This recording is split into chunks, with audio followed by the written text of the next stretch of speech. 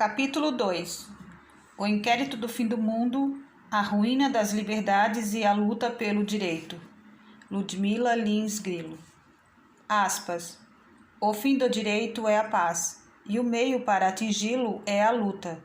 Enquanto o direito precisa estar pronto ante a agressão da justiça, o que ocorrerá enquanto existir o mundo, não poderá ele se poupar da luta. A vida do direito é luta, uma luta dos povos, do poder, do Estado, das classes, dos indivíduos. Rudolf von Lering. Inciso 1. Introdução. Saibam quantos este singelo artigo lerem que, ao longo do ano de 2019 e até o presente momento do ano de 2020, o direito no Brasil foi soterrado. A liberdade de nosso povo está sendo suprimida à luz do dia. Nunca se teve notícia de tamanho temor da população em exercer suas liberdades, especialmente no que diz respeito à liberdade de expressão.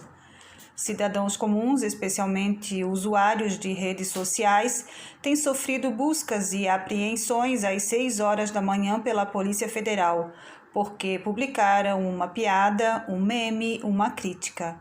E as piadas, memes e críticas proibidas nesse momento histórico são aqueles dirigidos a um destinatário específico, a Suprema Corte do país. Como se verá, a lei e a Constituição têm sido detalhes de pouquíssima importância àqueles que deveriam desempenhar o precioso papel de guardiões do ordenamento jurídico. No direito, não há nada semelhante à doutrina da infalibilidade papal da Igreja Católica, que confere ao Papa o status de infalível em matéria de fé e moral. O direito dito pela autoridade máxima judiciária, portanto, é falível e pode ser questionado em países democráticos. O que temos nesse momento é a instauração de um inquérito pela própria Suprema Corte. Tribunal este incumbido constitucionalmente de garantir a preservação e a efetividade de nossa Constituição Federal, para investigar, caçar e punir seus críticos. Vamos repetir para ficar mais claro àqueles que estiverem lendo este artigo quando esta geração não mais estiver presente no mundo para narrar pessoalmente o que se passou. Investigação de cidadãos comuns por críticas e piadas.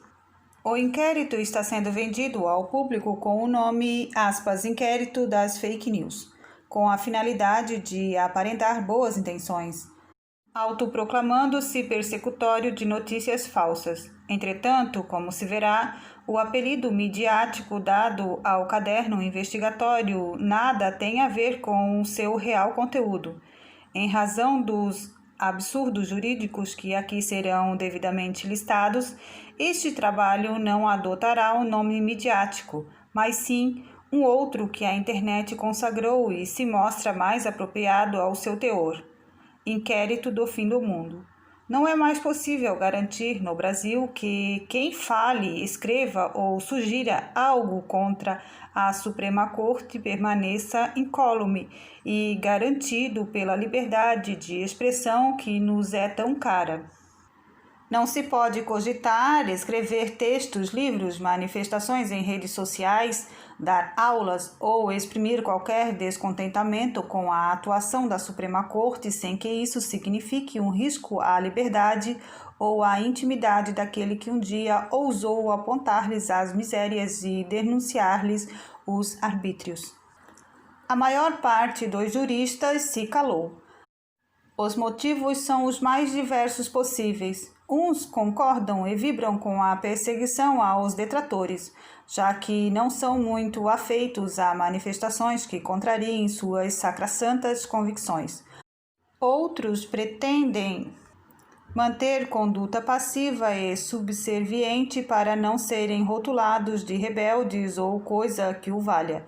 Afinal de contas, após a tormenta, almejam um posto ou um cargo qualquer que exige bondoso e prudente comportamento social, e não é lá muito recomendável desafiar os poderosos. Uma outra parcela dos juristas, talvez a maioria, se calou pelo motivo mais prosaico, até mesmo bíblico, que se pode conceber no estudo das bizarras circunstâncias jurídicas atuais: o bom e velho medo. medo de perder o cargo público conquistado com tanto esforço, medo de sofrer punições disciplinares e represálias por parte de seus superiores, medo de ter de viver com uma lupa sobre suas cabeças e sob um escrutínio permanente de seus atos, medo de ter seus bens confiscados, medo de ter de enfrentar um processo assimétrico em que seu julgador também ocupa concomitantemente as funções de investigador, acusador e vítima. Medo de ter seu nome escrito com tinta indelével no Index Liprobrium Prohibitorium dos indivíduos inconvenientes ao sistema. Medo de enfrentar o tribunal da Santa Inquisição Judicial. Sequer se sabe se, após a publicação desse texto, essa subscritora permanecerá com sua ficha criminal imaculada, como sempre esteve até então, ou se, uma vez que exerce as funções de juíza de direito em solo pátrio, permanecerá recebendo dos poderosos a bondosa e gentil anuência para se manter em suas atividades judicantes. Nesse momento de avilvante insegurança jurídica e caça aos indivíduos inconvenientes, a publicação de um artigo com este teor pode ferir as frágeis suscetibilidades daqueles que se sentirem atingidos com as críticas que aqui lerão, não podendo garantir à autora que não será enquadrada em uma das mais odiosas criações da perversidade humana, o crime de opinião. O artigo 5º da Constituição Federal prevê a liberdade de expressão no Brasil, e é certo que alguns agentes públicos, como os juízes, têm-na reduzido em razão de suas funções e em virtude da lei, conforme se verifica no artigo 36, terceiro da Lei Orgânica da Magistratura Nacional. Pelo referido dispositivo, aos juízes é vedado, manifestar por qualquer meio de comunicação opinião sobre processo pendente de julgamento seu ou de outrem, ou juízo depreciativo sobre despachos, votos ou sentenças de órgãos judiciais. Entretanto, o mesmo dispositivo excepciona a vedação ao ressalvar a crítica nos autos e em obras técnicas ou exercício do magistério. A ressalva tem razão de ser, uma vez que é extremamente interessante à sociedade que o magistrado possa transmitir suas percepções acerca das questões jurídicas que nos envolve a todos, até porque lida diariamente com as mais intricadas controvérsias jurídicas nos tribunais, e sua função é justamente resolvê-las mediante a prolação de uma sentença. Por isso, é evidente que os magistrados podem, além de suas funções judicantes, dedicar-se ao magistério e à ciência jurídica, publicando livros, artigos, opiniões, dando palestras e participando de eventos.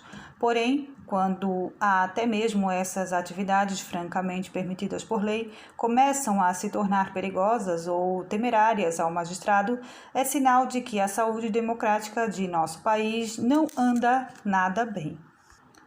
A maioria dos juristas, especialmente os magistrados, diante de toda a violação do direito que estamos vendo nesse momento histórico, se calou. Mesmo diante da previsão constitucional da liberdade de expressão e até mesmo da autorização legal para que os magistrados façam suas críticas em obras técnicas e no exercício do magistério, a massa dos juristas permaneceu inerte. A apatia dos juristas das mãos lavadas, que fingem nada estar acontecendo, lembra aquela descrita pelo filósofo Eric Voegelin, sobre a ausência de tomada de posição dos professores de direito alemães a respeito dos julgamentos dos crimes nacional-socialistas. Pedia a membros do Instituto para fazerem uma pesquisa para investigar se, em monografias ou ensaios longos, os professores de direito alemães haviam tomado uma posição diante dos julgamentos dos crimes nacional-socialistas. Há alguma literatura acerca dessa questão? O resultado da pesquisa é este.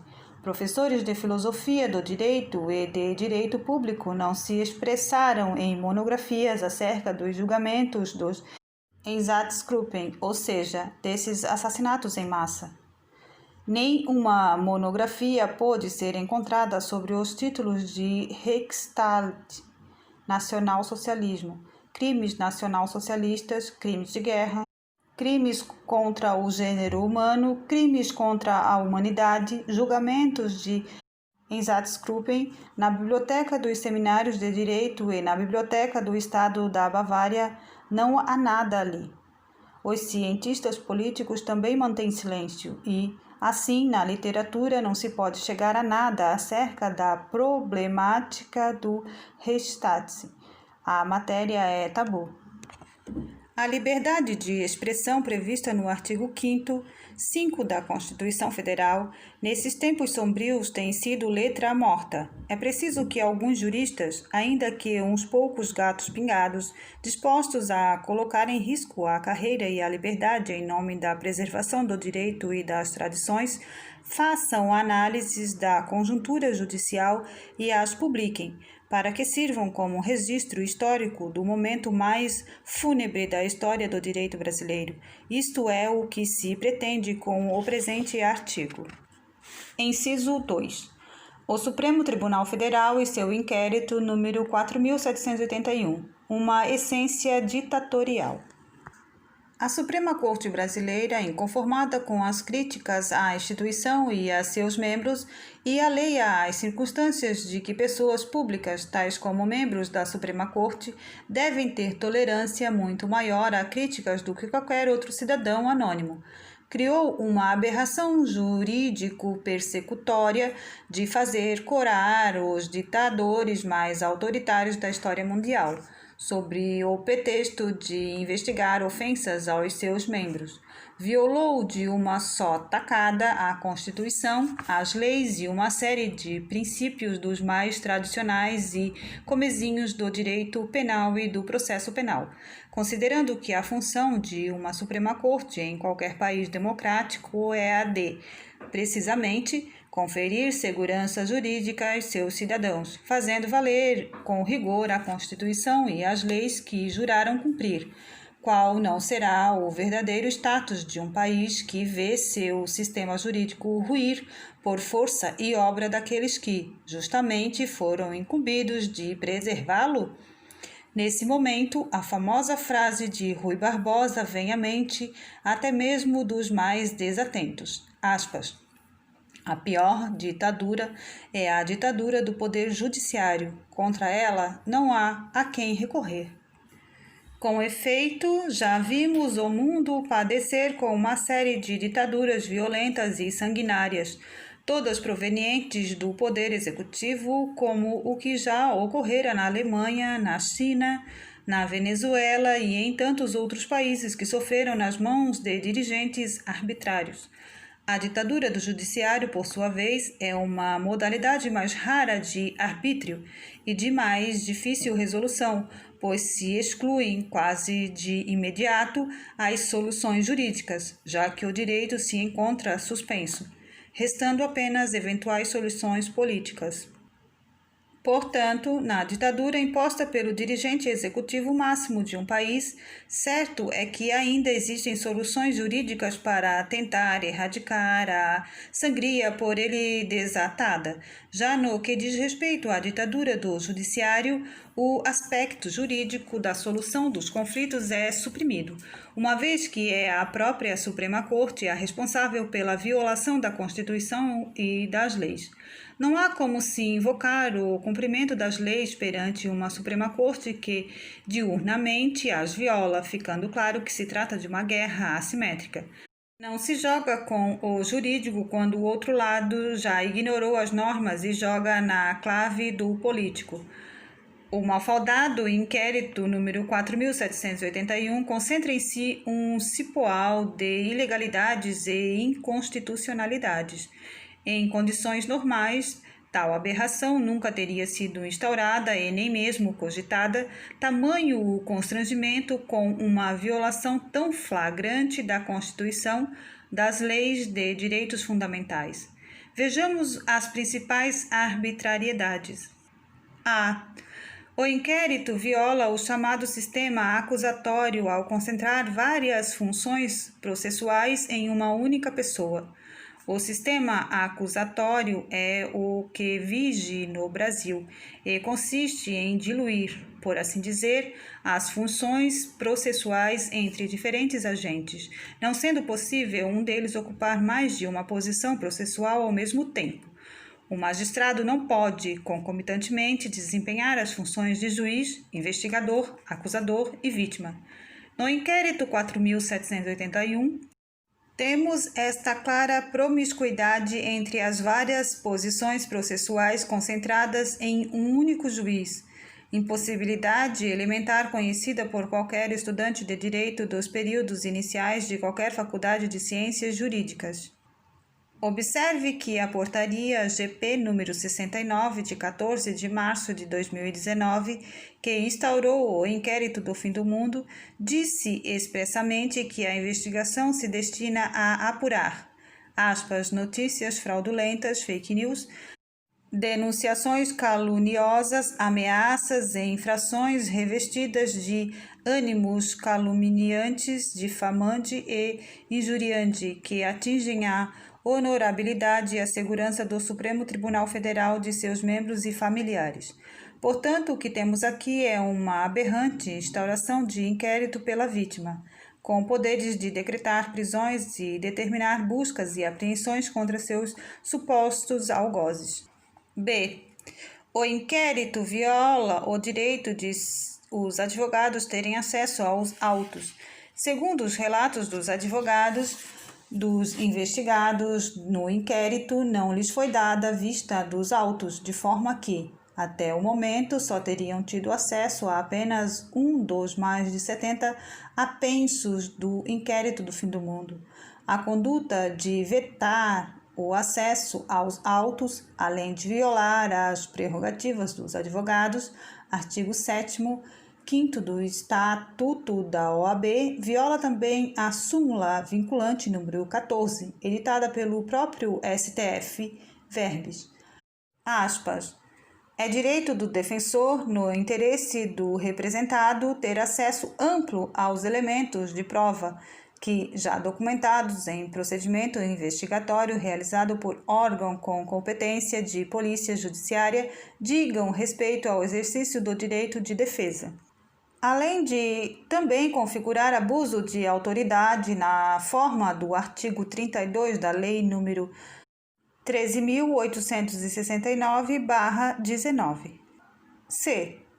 O inquérito viola a titularidade do Ministério Público para a condução da investigação e para promover o arquivamento dos autos, pelo que se infere das notícias a respeito do inquérito do fim do mundo, já que, o momento, ele se encontra em sigilo e não se tem acesso aos autos, as medidas cautelares de busca e apreensão foram decretadas de ofício, sem qualquer manifestação da PGR.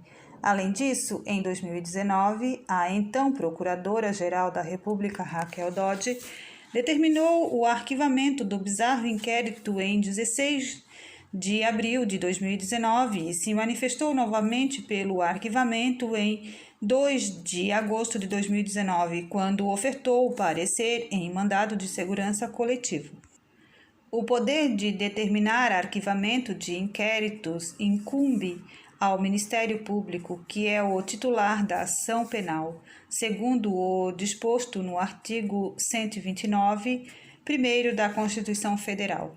O artigo 28 do Código do Processo Penal, com a redação anterior à reforma do pacote anticrime, dispunha que, acaso o juiz não concordasse com o arquivamento, deveria encaminhar aos autos ao Procurador-Geral para que este decidisse sobre se iria oferecer a denúncia ou insistir no arquivamento, o que, se ocorresse, aspas, só então estará o juiz obrigado a atender. Com a nova redação trazida pelo pacote anticrime, atualmente suspensa por decisão do ministro Luiz Fux, ficou ainda mais clara a questão a respeito da atribuição exclusiva do Ministério Público para promover o arquivamento, uma vez que exclui por completo a participação do Judiciário no ato, não mais sendo necessária a homologação judicial do arquivamento. D. O inquérito se presta, na prática, exclusivamente à perseguição de críticos. Continuando o item anterior, observe-se ainda um detalhe muito significativo. Se o próprio Ministério Público, que é o titular da ação penal, já invocou a inconstitucionalidade do inquérito e se manifestou pelo arquivamento, isso significa que, independentemente das provas que forem acolhidas, não ofertará qualquer denúncia. E se de antemão já se sabe que não haverá qualquer ação penal, isso significa que o inquérito está servindo, na prática, a finalidades exclusivamente persecutórias e intimidatórias. O inquérito viola os termos do próprio regimento interno do STF. Como se sabe, não é dado ao Poder Judiciário instaurar inquéritos e proceder a investigações, evidentemente. Tais tarefas são de atribuição da Polícia Judiciária ou do Ministério Público. Entretanto, os artigos 43 a 45 do Regimento Interno do STF estabelecem uma exceção. Prevêem a possibilidade de uma instauração de inquérito pelo STF para apurar a prática de ato ilícito praticado no interior de suas dependências. Aqui é necessário fazer uma observação. O RSTF foi editado sob a égide da Constituição de 1969, EC 1/69, que não previa a função privativa do Ministério Público para promover a ação penal e dava ao STF a prerrogativa de conceber normas processuais em relação aos feitos de sua competência originária. Artigo 120, página único C. Com a Constituição de 1988, os artigos 43 e 45, evidentemente, não foram recepcionados, pois que, em completa dissonância com as novas normas constitucionais que concedem às polícias judiciárias e ao Ministério Público as funções investigatórias, além de dar a este último a titularidade para a ação penal. Portanto, aqui temos, na verdade, duas graves violações constitucionais praticadas pela Suprema Corte. 1. Os artigos 43 a 45 do RSTF não foram recepcionados pela Constituição de 1988. 2. Ainda que tivessem sido recepcionados, os fatos em apuração não se deram no interior das dependências do STF, tratando-se de fatos genéricos, futuros, praticados pela internet de qualquer lugar do Brasil ou do mundo. Observe-se que, em 10 de junho de 2020, o plenário do Supremo Tribunal Federal proferiu constrangedor acórdão visando contornar a limitação regimental, chegando ao ponto de estender o conceito de, sede do tribunal a qualquer ponto do território brasileiro, sob o argumento de que os crimes cometidos pela internet têm caráter difuso. O malfadado inquérito tornou-se, assim, uma verdadeira draga com capacidade de sugar qualquer um que, em solo nacional, seja considerado um ofensor da Corte. O inquérito não traz qualquer fato definido a ser apurado. Como se verifica da portaria GP número 69/2019, assinada pelo presidente do STF, ministro Dias Toffoli, que instaurou o inquérito do fim do mundo, o aberrante caderno investigatório foi aberto para apurar, notícias fraudulentas, fake news, denunciações caluniosas, ameaças e infrações revestidas de ânimos caluniante, difamante e injuriante, que atingem a honorabilidade e a segurança do Supremo Tribunal Federal, de seus membros e familiares, não indicando um único ato, fato, crime ou circunstância sequer, tratando-se de instauração absolutamente genérica e, portanto, com potencial para atingir qualquer um que seja considerado um inimigo da Corte. O inquérito viola o devido processo legal ao investigar pessoas sem prerrogativa de foro no STF. O artigo 102 da Constituição Federal estabelece às autoridades que têm foro especial de julgamento no STF, tratando-se do Presidente da República, Vice-Presidente, membros do Congresso Nacional, Procurador-Geral da República e outros. Entretanto, para o inquérito do fim do mundo, a previsão constitucional se tornou letra morta, pois não foi capaz de satisfazer sua sanha persecutória. Qualquer pessoa em território nacional passou a ser um investigado em potencial. Saliente-se que a portaria de instauração do inquérito do fim do mundo, além de não indicar fato criminoso algum em concreto, também não indicou o nome de um investigado sequer. Não que a indicação do nome de um investigado seja imprescindível, pois, como se sabe, muitas vezes se tem o fato, mas ainda não se descobriu o seu autor. Aqui apenas se salienta a total e absoluta abstração e inespecificidade da portaria de instauração. Além disso, ressalta-se que o foro de prerrogativa de função deve levar em consideração o foro do suposto agressor e não o da vítima. H. O inquérito cria um tribunal de exceção no Brasil. Como se sabe, não é possível no Brasil escolher julgadores. As normas de organização judiciária já estabelecem de antemão as competências dos juízes. Dessa forma, não existe a possibilidade de seleção de um juiz específico para atuar em um processo. Assim como não há como se afastar um juiz competente para a causa de forma pontual, a não ser que este se dê por suspeito. Trata-se do princípio do juiz natural, de absoluta relevância para se evitar direcionamentos de processos a julgadores mais convenientes. Entretanto, na instauração do inquérito do fim do mundo pelo presidente do STF, ministro Dias Toffoli, os autores foram encaminhados diretamente ao ministro Alexandre de Moraes, sem a observância de qualquer procedimento de distribuição, sorteio ou prevenção, mediante sistema informatizado, previsto no artigo 66 do Regimento Interno do STF, RI-STF.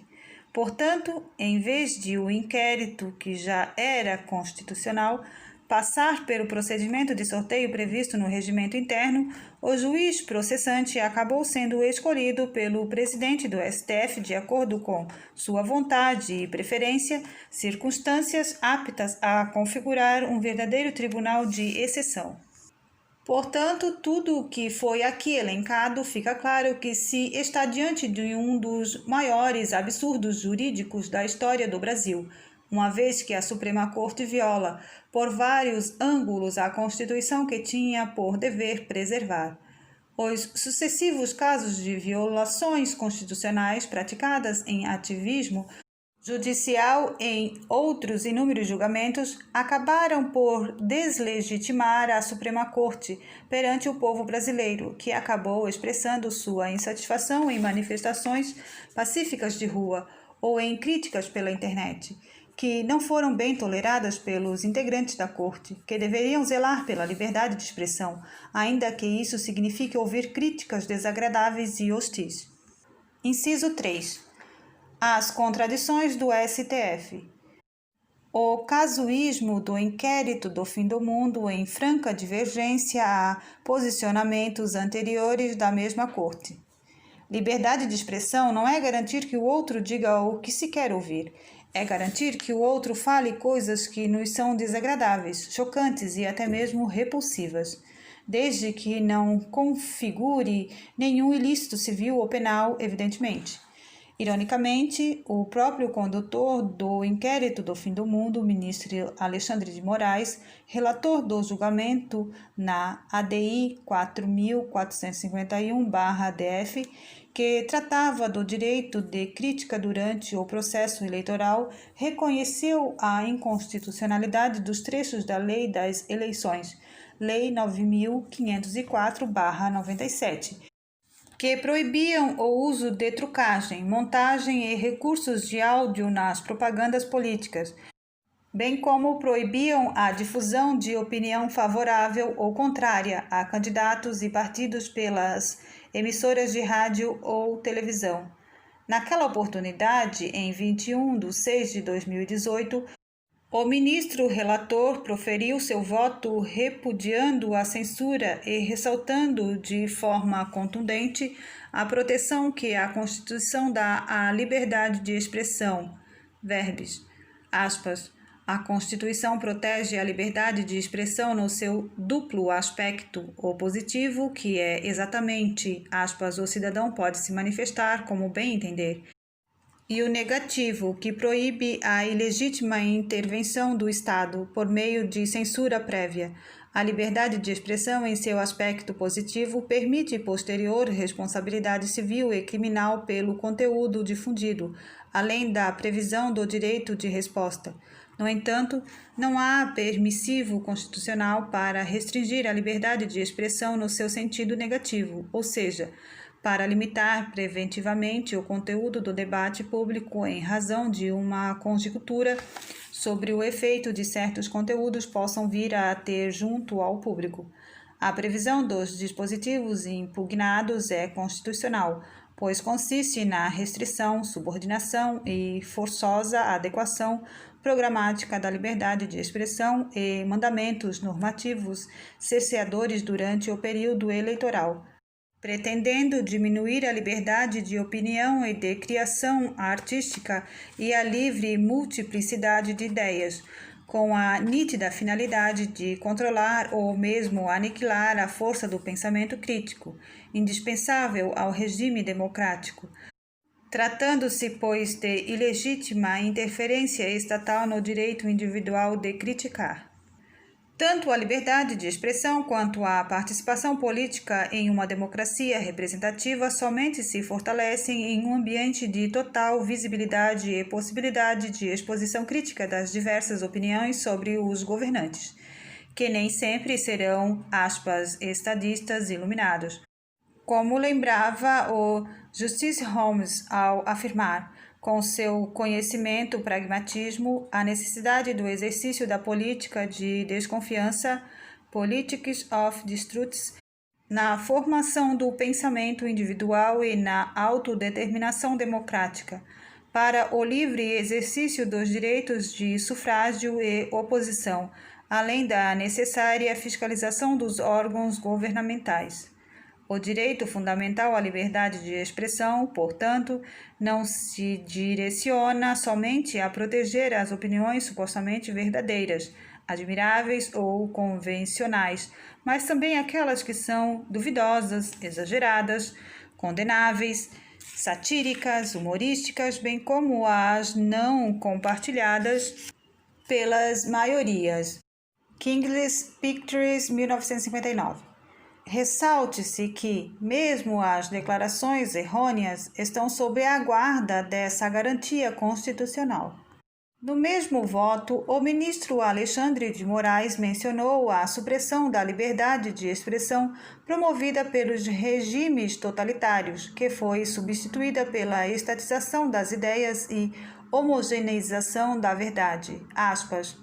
Lembremo-nos que, nos estados totalitários no século passado, comunismo, fascismo e nazismo, as liberdades de expressão, comunicação e imprensa foram suprimidas e substituídas pela estatização e monopólio da difusão de ideias, informações, notícias e educação política, seja pela existência do Serviço de Divulgação da Verdade do Partido Comunista, Pravda, seja pela criação do Comitê Superior de Vigilância italiano ou pelo Programa de Educação Popular e Propaganda dos Nazistas, criado por Goebbels, com a extensão da multiplicidade de ideias e opiniões e, consequentemente, da democracia.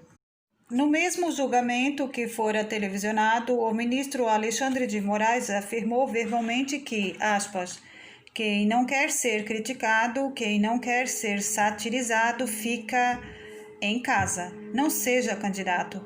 não se ofereça ao público para exercer cargos políticos. Essa é uma regra que existe desde que o mundo é mundo. Querer evitar isso por uma ilegítima intervenção estatal na liberdade de expressão é absolutamente inconstitucional. Apesar da fala contundente do ministro Alexandre de Moraes em defesa da possibilidade de crítica e de sátira sobre candidatos a cargos eletivos, verifica-se que, para o referido ministro, o mesmo não vale para o Supremo Tribunal Federal e seus membros. Extrai-se esta conclusão do pouco que se soube das entranhas do malfadado inquérito, a partir dos relatos de investigados e dos advogados que tentam, sem sucesso, obter acesso integral aos autos, o que inclui jornalista no exercício da profissão. Vejamos os detalhes do capítulo a seguir. Inciso 4. A proibição de acesso aos autos da investigação, aos advogados dos investigados, a perseguição feita nas sombras e a criação artificial de narrativas por terceiros. No dia 1º de junho de 2020, o ministro Alexandre de Moraes publicou nota na rede Twitter afirmando que, aspas, foi autorizado o integral conhecimento dos autos aos investigados no inquérito que apura fake news, ofensa e ameaças a integrantes do STF, ao Estado de Direito e à democracia. Entretanto, os advogados dos investigados desmentiram tal informação, como os advogados João Vinícius Mansur, em 20 de junho de 2020, e Emerson Glicoletti. Esse último, inclusive, passou a divulgar quase que diariamente suas inúmeras tentativas de obter acesso aos autos, tendo informado que, no dia seguinte à manifestação do ministro, encontrava-se no STF tentando ter vistas do processo, mas não era sequer recebido e que não fora intimado de absolutamente nada a respeito do acesso aos autos. A imprensa noticiou que, em 28 de janeiro de 2020, o jornalista Alan dos Santos deixou de atender a uma intimação para depor nos autos do inquérito do fim do mundo, sob o argumento de que seus advogados tiveram acesso negado aos autos. Alan afirmou, à época, não saber sequer se estava sendo convocado na qualidade de investigado ou testemunha, sem saber exatamente qual era o objetivo da intimação. Tal situação corresponde àquela descrita por Franz Kafka no livro O Processo, em que o personagem principal, Joseph K., passa toda a trama se defendendo em um processo do qual nada se sabe a respeito. Aspas. O senhor não pode ir embora, pois saiba que está detido. É o que está parecendo, disse K. Mas e por quê? Ele perguntou em seguida. Aspas, não estamos autorizados a dizer isso ao senhor. Vá para o seu quarto e espere. O procedimento jurídico acaba de ser aberto e o senhor ficará sabendo de tudo na hora adequada. Em 29 de maio de 2020, a Ordem dos Advogados do Brasil, após sucessivas provocações dos advogados dos investigados, requereu ao ministro Alexandre de Moraes que desse vista dos autos aos patronos, sob o argumento de que a negativa de acesso, aspas, não encontra guarida no atual Estado democrático de direito e na ordem constitucional vigente, e que, inegavelmente, configura violação de status libertatis dos investigados, além de afrontar expressa disposição da Lei 8.906/94, Estatuto da Advocacia, e caracterizar flagrante constrangimento ilegal ao autorizador da reparação imediata da vida eleita. Em vídeo publicado no dia 3 de junho de 2020, o advogado Emerson Glicoletti narra o verdadeiro calvário para obter acesso aos autos, o que até então, ao contrário do que havia sido divulgado pelo ministro Alexandre de Moraes, ainda não havia sido feito. No dia 5 de junho de 2020, informou que ainda não havia conseguido o acesso. No dia 7 de junho de 2020, divulgou que disponibilizaria a procuração ao presidente da OAB, Felipe Santa Cruz, para que esse visse com seus próprios olhos a impossibilidade de acesso, cobrando uma atitude do órgão máximo da Advocacia Nacional a respeito de tamanha violação de suas prerrogativas. Apenas no dia 9/6/2020 informou que obteve o acesso aos autos e, mesmo assim, somente ao, apenso 70, permanecendo alijado de todo o restante da investigação. Não à toa, o inquérito do fim do mundo passou a ser considerado, para muitos, um inquérito kafkiano, pois que cada vez mais se assemelhava ao drama do personagem Joseph K. Aspas. Os autos do tribunal, sobretudo o auto de acusação, não eram acessíveis ao acusado e sua defesa. Era por isso, aliás, que não se sabia de modo geral, ou pelo menos não se sabia ao certo, contra o que a primeira petição deveria ser dirigida. É que o processo, de um modo geral, não apenas é secreto para o público, mas também para o acusado. Um dos jornalistas que sofrera busca e apreensão pela Polícia Federal em sua residência foi Bernardo Pires Kirsten, que, em vídeo veiculado no dia 10 de junho de 2020 em seu canal de YouTube, informou ter conseguido acesso ao apenso 70 do inquérito do fim do mundo, confirmando o que dissera Emerson Grigoletti no dia anterior sobre o acesso aos autos, narrando ao seu público o que viu das páginas do caderno investigatório. Antes de verificarmos o que foi narrado pelo referido jornalista, observe-se um detalhe significativo. Ele diz que teve acesso apenas ao apenso 70, o que significa que o inquérito tem, ao menos, outros 69 apensos, aos quais os advogados, até o presente momento, não tiveram acesso. Em flagrante violação do artigo 7º, 14º do Estatuto da OAB, bem como a súmula vinculante número 14 do STF. O jornalista informou ter sofrido busca e apreensão em sua residência no dia 27 de maio, no bojo do inquérito do fim do mundo, tendo a Polícia Federal apreendido seus aparelhos eletrônicos, especialmente notebook, celular e HD, seus instrumentos de trabalho para levar notícias e análises ao seu público de quase 900 mil pessoas só naquele veículo de mídia. Ele informou ter analisado os autos do apenso 70, o que classificou de uma piada de mau gosto das piores, e que o que viu nas páginas era um amontoado de prints, levantamento de hashtags, opiniões, pedidos de impeachment e críticas diversas ao STF e aos seus membros, manifestações absolutamente normais em redes sociais, segundo ele. Aspas.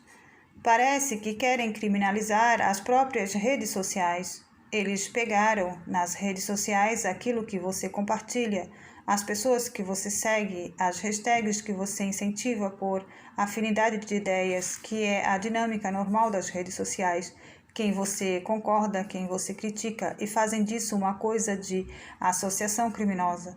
Na cabeça de muita gente maluca, idiota por aí, é impossível haver uma ação e uma afinidade e um incentivo de ideias simplesmente por uma questão moral. Eles acham que pedir impeachment de ministro do Supremo, levantar hashtag, criticar e etc., tem que ser uma coisa orquestrada e paga. Não pode ser uma coisa interior, moral, uma questão de afinidades. Para eles, isso é crime supremo. A própria lógica das redes, para eles, parece que é uma associação criminosa. Subentender que curtir, compartilhar, seguir, incentivar, comentar é crime.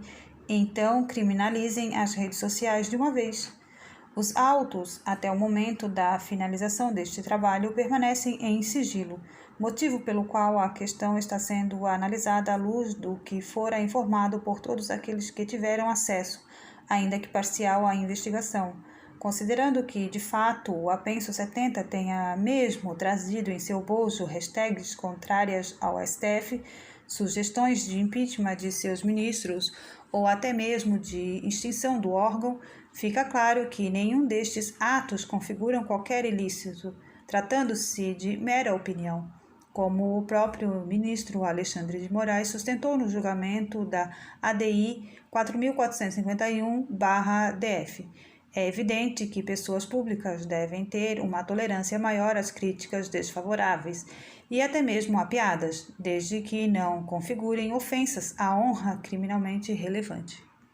Em 18 de junho de 2020, o plenário do STF apreciou, em sessão virtual, a constitucionalidade da Portaria GP 69/19, que instaurou o inquérito do fim do mundo, tendo sido a questão resolvida por 10-1 pela constitucionalidade do inquérito. Apenas o ministro Marco Aurélio de Mello votou pela rejeição da investigação, inclusive tendo utilizado a expressão inquérito do fim do mundo. Expressão essa que já havia sido consagrada nas redes sociais e está sendo utilizada também neste trabalho, disse ele naquela oportunidade. Aspas.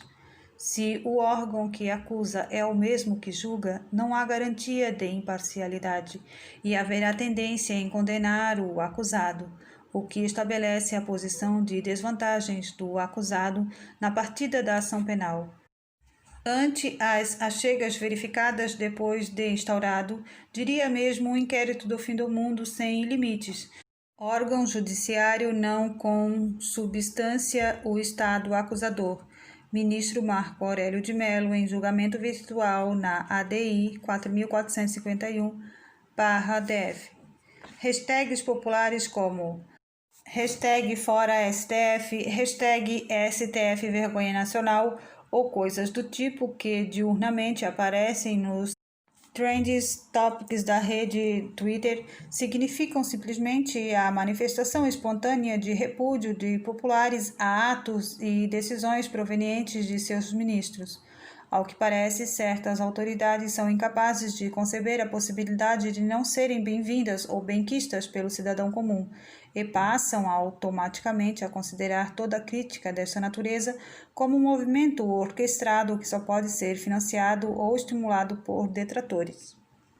Entretanto, até o presente momento, apesar de todo o material apreendido e da devassa nas contas e na vida de alguns investigados, como ocorreu recentemente com o jornalista Alan dos Santos, crítico contundente dos atos e decisões do STF e também investigado no inquérito do fim do mundo, nenhum financiamento ou nada de ilícito foi encontrado, com o que os julgadores parecem não se conformar, avançando mais e mais na violação das intimidades e das liberdades de cidadãos comuns que simplesmente expressam suas críticas aos atos praticados pela Suprema Corte Brasileira.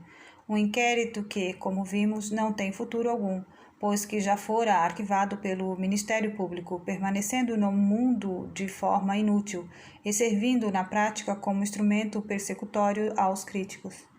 Além disso, ao que parece, está sendo utilizado para a criação de narrativas por grupos de interesses políticos partidários que criam abstrações toscas e genéricas como, aspas, gabinete do ódio, expressão criada para designar um ilusório grupo de pessoas supostamente financiadas para espalhar fake news e ódio na internet com fins políticos, como bem analisados por Bernardo P. Kirsten.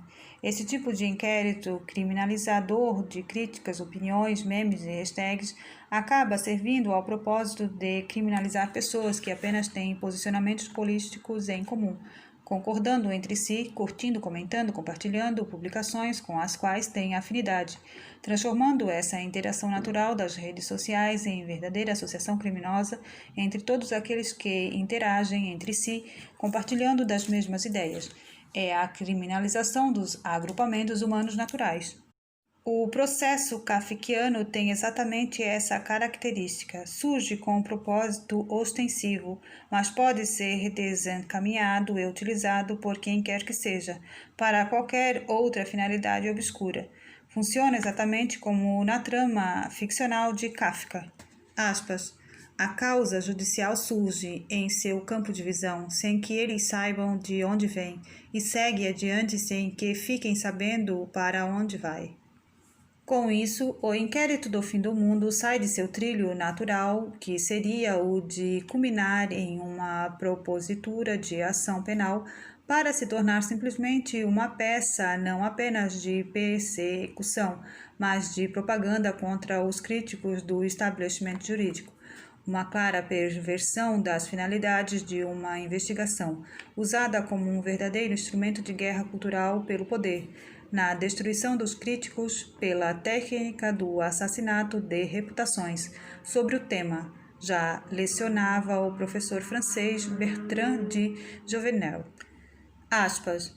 Nenhuma participação tão geral, nenhuma destruição tão bárbara teria sido possível sem a transformação dos homens por paixões violentas e unânimes que permitiram a perversão integral de suas atividades naturais. A excitação e a manutenção dessas paixões foram o resultado de uma máquina de guerra que condicionou o emprego de todas as outras, a propaganda. Se o direito é violado justamente pela instância máxima dos que deveriam preservá-lo, sinal que a solução para tais violações não virá da seara jurídica, mas sim da seara política, como diria Jouvenel. Aspas, é uma ilusão buscar no direito uma proteção contra o poder. Se a violação aos direitos provém dos poderes executivos ou legislativo, é perfeitamente possível que o judiciário faça estancar a sangria pela aplicação do direito. Entretanto, quando a violação vem do próprio poder judiciário, é evidente que a solução terá de vir de alguma outra fonte, que não a do direito. Sendo o inquérito do fim do mundo uma aberração jurídica, sem forma certa, nem previsão legal ou constitucional, tornou-se uma draga convencível no campo jurídico, que absorve tudo e a todos. Obra do órgão máximo do poder judiciário de um país que estabeleceu um direito móvel de ocasião e de conveniência, nas palavras do professor francês, aspas, o direito móvel é o joguete e o instrumento das paixões. Se uma onda leva ao poder o déspota, ele pode deformar da maneira mais caprichosa o que já não possuía mais forma certa. Não havendo mais verdades inalteráveis, ele pode impor as suas monstros intelectuais como as criaturas de pesadelo que tomam de um ser natural a cabeça, de outro os membros. É dever do jurista apontar as transgressões, não para humilhar o transgressor, mas para preservar o direito. Se uma geração se cala diante das arbitrariedades, é a geração seguinte que sofre os efeitos da covardia dos antepassados. A luta pelo direito, como preconizada por Lenin, deve ser permanente, implacável, não devendo ninguém se iludir quanto a uma conquista absoluta e permanente da paz. Sempre haverá um momento histórico em que a paz jurídica sofrerá um abalo e haverá necessidade de luta para preservá-la. Aspas. É suficiente haver um largo período de paz para que surja a crença na paz perpétua. Isto até que o primeiro canhoaço afugente o belo sonho. E o resultado é que o posto ocupado pela geração que fruiu a paz, sem que tenha para isso despendido qualquer esforço, é tomado por outra que terá que reconquistá-la por meio dos duros labores da guerra. O inquérito número 4.781 do Supremo Tribunal Federal significa o completo aviltamento do direito no Brasil, não só pela quantidade de violações ao ordenamento jurídico, já elencados no capítulo 2 deste trabalho, mas também pelo que ele passou a significar no campo político persecutório, servindo de instrumento para a censura de jornalistas e cidadãos em geral, assim como o assassinato de reputação de críticos. Ainda que nenhuma ofensa criminalmente relevante tivesse ocorrido da parte de muitos dos investigados. A censura no bojo do inquérito do fim do mundo teve novo capítulo no dia 24/7/2020, quando 16 perfis de redes sociais foram suspensos por determinação do ministro Alexandre de Moraes, conforme divulgado pela imprensa. De acordo com as publicações, todos os perfis suspensos pelo STF pertenceriam a aliados e apoiadores do presidente da República, Jair Bolsonaro, circunstância que joga sobre o referido inquérito mais uma suspeita, além de estar servindo como um instrumento de censura a críticos da corte, pode também estar sendo utilizado com a finalidade de perseguição política. Dentre os perfis suspensos, há o de um político, uma ativista política, o de empresários e, os mais graves, o de jornalistas. Alan dos Santos e Bernardo Pires Kirsten Jornalistas de grande popularidade na internet tiveram parte substancial de seus instrumentos de trabalho, as redes sociais, amputada de forma abrupta, mediante decisão monocrática sem chance de defesa. A história mundial recente não guarda boas recordações da perseguição a jornalistas contrários ao sistema, como ocorreu ou ocorre na União Soviética, na China, Coreia do Norte e em tantas outras ditaduras pelo mundo, das quais o Brasil, lamentavelmente, aproxima-se mediante a atuação individual de ministros da Suprema Corte. Ironicamente, a imprensa noticiou em abril de 2020 que o Brasil caiu no ranking de liberdade de imprensa pelo segundo ano consecutivo, colocando o efeito na conta do senhor presidente da República. O relatório do, Repórteres Sem Fronteiras indicou que, o presidente Bolsonaro, sua família e vários membros do seu governo insultam e humilham constantemente alguns dos principais jornalistas e meios de comunicação do país, alimentando um clima de ódio e suspeita em relação ao jornalismo no Brasil. Como se vê, a narrativa da imprensa, acampada pelo STF, está em completo desacordo com os fatos, uma vez que, como noticiado pela própria mídia, os jornalistas censurados são justamente aqueles que apoiam o presidente da República e não os seus críticos. Percebe-se, portanto, um alinhamento entre a narrativa da imprensa tradicional, contrária ao governo, e os atos do STF, não só em razão da coincidência do espectro político exteriorizado pelos cidadãos que tiveram sua liberdade castrada, mas também por conta do sepulcral silêncio quanto à censura de jornalistas. Fato extremamente grave que, aparentemente, não comoveu os jornalistas da imprensa tradicional, preponderantemente opositores do atual governo. Na semana seguinte, em 28 de julho de 2020, o presidente do STF, ministro Dias Toffoli, afirmou em um webinar que, enquanto judiciário, enquanto Suprema Corte, nós somos editores de um país inteiro, referindo-se à questão sobre as chamadas fake news.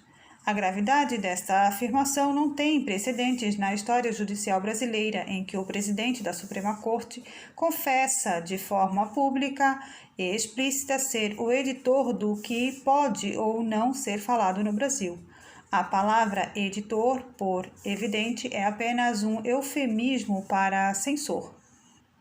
Percebe-se, portanto, que ao menos 2 ministros do STF, ministros Dias Toffoli e ministro Alexandre de Moraes, passaram a agir ostensivamente como censores, uma vez que a censura presume justamente a supressão prévia do direito de opinião, que foi o que ocorreu no episódio da suspensão dos perfis dos jornalistas e demais cidadãos.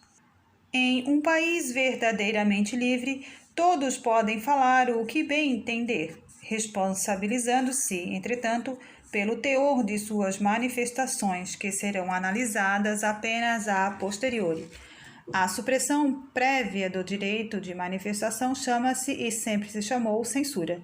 Se o povo, por meio das redes sociais, expressa repúdio a uma instituição ou a um de seus membros, tal direito de crítica e até de piadas ou ridicularizações deve ser francamente respeitado, ainda que com ela não se concorde, desde que não configure crime. Isto é a verdadeira liberdade, coisa que espíritos despóticos jamais tolerarão. E, contra estes, um povo verdadeiramente livre e vigoroso pode e deve se insurgir, nas palavras de Lenin.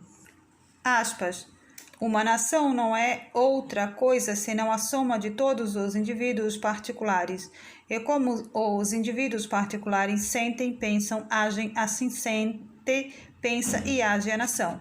Se o sentimento do direito dos indivíduos nas relações do direito privado se mostra embotado, vil, apático, se diante dos obstáculos gerados por leis injustas ou más instituições, ele não encontra ensejo para o livre e vigoroso desenvolvimento.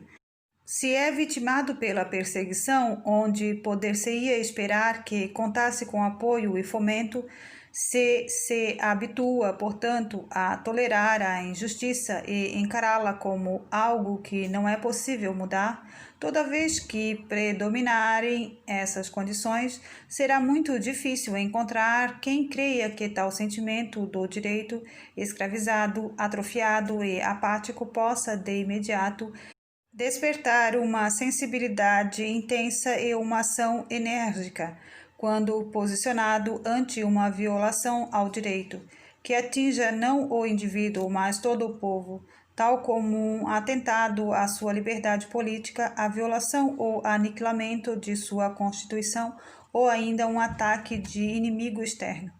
Inciso 5. Considerações finais. O que se conclui de tudo o que até o presente momento veio à tona é que o inquérito número 4.781 não é apenas um inquérito ilegal ou inconstitucional, e mais do que isso, é um ato inexistente juridicamente, pois que significa muito mais do que a violação formal a algum artigo da Constituição. Ele simplesmente não tem qualquer previsão na Constituição Federal de 88, além do que o RISTF não prevê a possibilidade de investigações genéricas, abstratas e contra pessoas sem prerrogativa de foro pelo STF e, mesmo se previsse, não teria sido recepcionado. Temos, portanto, um inquérito inexistente juridicamente, dando origem a violações à liberdade de expressão e intimidade de jornalistas e demais cidadãos que apenas expressam suas críticas nas redes sociais, não se tratando de ofensas criminalmente relevantes. Cabe às autoridades simplesmente aceitar que não estão sendo bem vistas e quistas pela sociedade que não os elegeu nas urnas, passando por cima da soberba, cólera e de outros sentimentos mesquinhos para, enfim, se ainda houver algum arremedo de humildade, proceder a um profundo exame de consciência do porquê recebem críticas tão contundentes e se essas procedem em algum grau. Ao fim e ao cabo, não se trata de uma crise no direito nem da falência de uma instituição. O que existe é uma crise moral particular, manifestada individualmente por meia dúzia de burocratas que ocupam posições decisórias em determinado momento histórico, nas palavras de Ricardo Dipp. Aspas.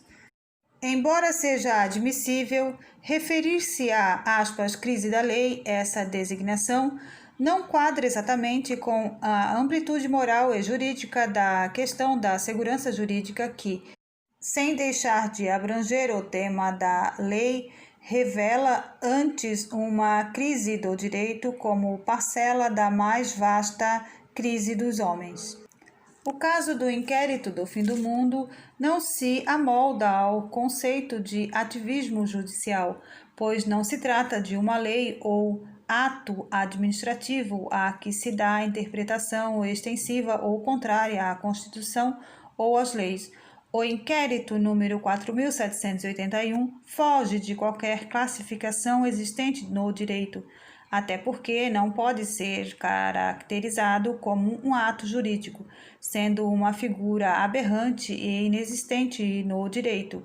É uma monstruosidade abjeta criada pela Suprema Corte Brasileira, um instrumento que serve puramente à persecução de críticos e utilizado convenientemente por terceiros para a criação de narrativas criminalizantes contra todo aquele que ouse se insurgir ou se manifestar de qualquer forma contra a instituição STF ou qualquer um de seus membros.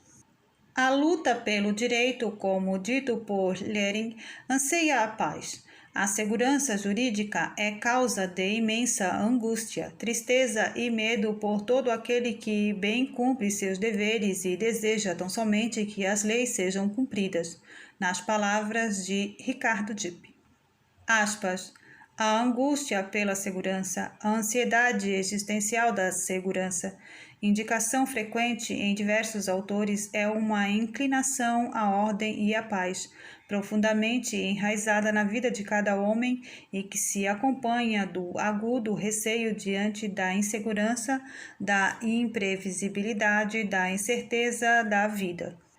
A ruína das liberdades por força e obra do desvirtuamento do direito não significa a ruína deste. O direito permanente íntegro, frondoso e reluzente, a função do verdadeiro jurista apontar com clareza e objetividade as perversões jurídicas que jogam um povo em um poço sombrio de arbitrariedades, sob pena de compactuar moralmente com o ilícito e entrar para a história como alguém que se calou diante do arbítrio. Como diria Winston Churchill a Neville Chamberlain sobre o acordo de paz celebrado por este com a Alemanha nazista em 1938, aspas, entre a desonra e a guerra, escolheste a desonra e terás a guerra. O direito está repleto de Chamberlains da desonra, apáticos e dóceis diante dos arbítrios, que passam a vida tentando garantir um infame lugar ao sol, apaziguando com panos quentes as mordaças que nos calam e garantindo, sem sombra de dúvidas, um lugar de destaque nos opróbrios das catacumbas da civilização. Negar a existência ao inquérito do fim do mundo, repudiando-o com todo vigor, nesse momento, simboliza o resgate do direito e das suas tradições. E essa luta é dever de todo aquele que ainda pretenda viver em liberdade, garantindo-a para si, para os seus, para o próximo e para as próximas gerações. Que o direito seja resgatado do arbítrio, e a liberdade e a paz reine entre nós.